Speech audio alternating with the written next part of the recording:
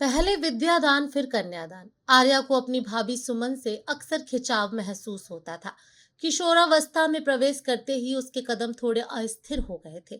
दिन रात स्क्रीन में व्यस्त रहना, महंगे लिबास और दोस्तों की महफिलों में समय बिताना, यही उसकी प्राथमिकता बन गई थी। किताबों से तो उसका नाता ही टूट सा गया था। धीरे धीरे वह कुछ गलत संगत में भी पड़ गई। सुमन हमेशा उस पर सतर्क नजर रखती थी, जिसके चलते आर्या उन्हें अपनी सबसे बड़ी रुकावट मानने लगी। मन में उनके प्रति एक अजीब सी कटुता भी पनप गई। उसे लगता था कि सुमन बाहर से आई है और अब घर की हर बात पर अपना दखल दे रही है। एक शाम आर्या उसी लड़के के साथ घर छोड़कर भागने की तैयारी कर रही थी, किंतु सुमन की सतर्कता और समझदारी के आगे उसकी योजना कामयाब न हो सकी और वह पकड़ी गई। परिवार के सदस्यों ने उसे कड़ी फटकार लगाई।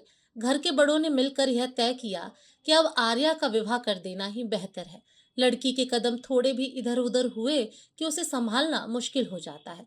बुआ ने कटाक्ष करते हुए कहा, घर के अन्य बच्चों का भविष्य भी प्रभावित हो सकता है। ऐसी स्थिति में जल्द से जल्द उसका विवाह तय कर देना चाहिए।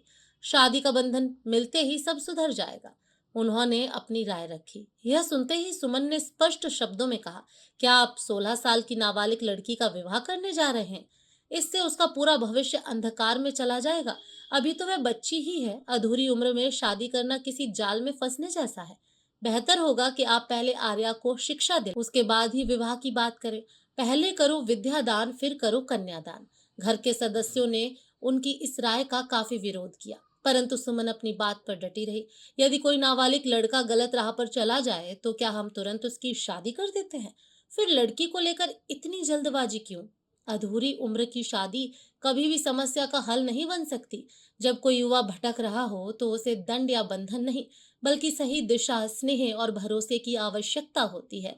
सुमन ने दृढ़ता से अपना मत रखा। सुमन के प्रयासों से आर्या को नियमित मार्गदर्शन और काउंसलिंग मिलने लगी। शुरुआती दिनों में कुछ प्रतिरोध रहा, परंतु सुमन के निरंतर स्नेह और समझदारी के कारण आर्या धीरे धीरे अपने परिवार और भविष्य के बारे में सकारात्मक सोचने लगी।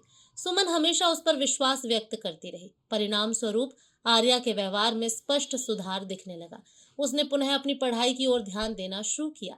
समय के साथ वह लगातार प्रगति की ओर बढ़ती गई। ननद भाभी का यह रिश्ता गहरी सहेलियों में बदल गया।